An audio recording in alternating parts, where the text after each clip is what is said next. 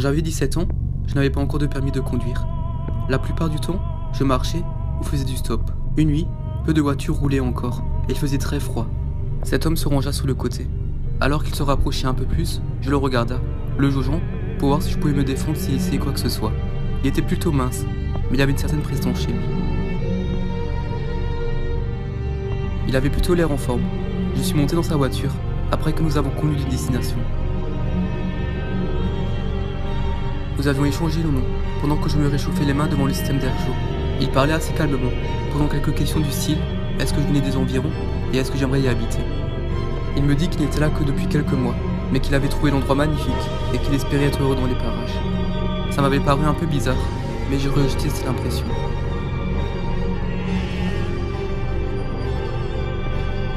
Il commença à neiger, la route se fait plus glissante. Alors, l'homme ralentit et garda ses yeux rivés sur l'horizon, conduisant silencieusement. Je ne lui en tins pas rigueur, les discussions n'étant pas mon fort.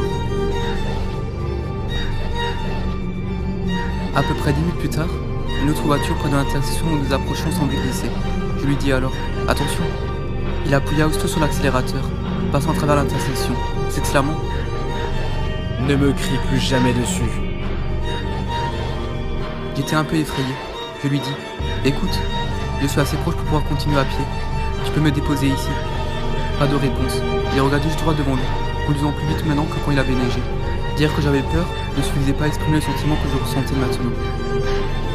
Je ne savais pas si je devais rester silencieux ou insister, mais ce dont j'étais sûr, c'est que je n'avais pas à lui crier dessus, après sa crise de tout à l'heure. Après environ 2 kilomètres, il commença à marmonner quelque chose. Je n'arrivais pas à entendre ce qu'il disait, mais je supposais qu'il me parlait. Alors je lui dis « Qu'est-ce que tu as dit ? Je ne peux pas t'entendre. »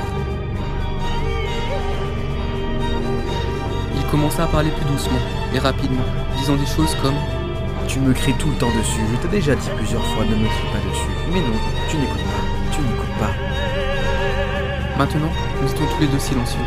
J'étais perdu. Je ne savais pas quoi dire, même si je devais répondre quelque chose. Je me suis imaginé sauter en dehors de la voiture, mais j'ai abandonné l'idée quand je me suis rendu compte qu'il n'y avait pas de verrou à ma portière, seulement le trou où il aurait dû l'être. J'ai commencé à pleurer et à réfléchir si je devais causer un accident en rattrapant le volant, priant pour la suite. Il me regarda soudainement dans les yeux pour la première fois depuis que je suis monté dans la voiture. Il cligna plusieurs fois, rapidement, puis ralentit, se garant dans une station-service.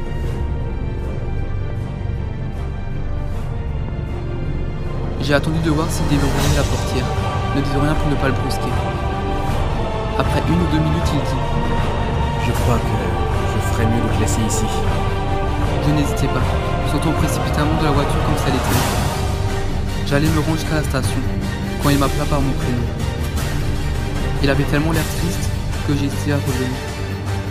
Il s'excusa, disant qu'il était désolé s'il m'avait effrayé. Il ne m'aurait jamais fait de mal. Il me demanda si je pouvais rentrer seul chez moi. Je lui ai dit qu'il n'y aurait pas de problème, et j'ai fermé la porte.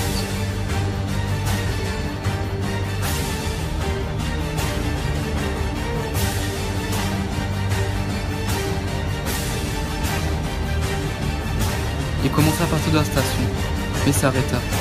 Il resta assis ici, quelques secondes, la tête baissée.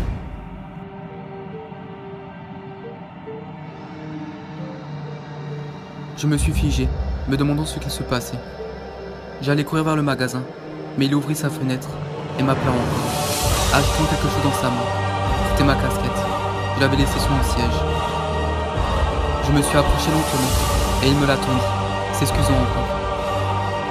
Je ne savais pas quoi dire d'autre, alors je le remercie. Je le regardais partir, m'assurant qu'il ne pouvait plus me voir pour qu'il ne me suive pas. Je me suis mis à marcher, m'apprêtant à remettre ma casquette. Un bout de papier en tomba. À l'intérieur se trouvait un billet de 100 €. Le papier disait « Désolé, prends l'argent et ne fais plus de stop ce soir. » C'est ce que j'ai fait. En fait, c'est la dernière fois que je faisais du stop. La toute dernière fois.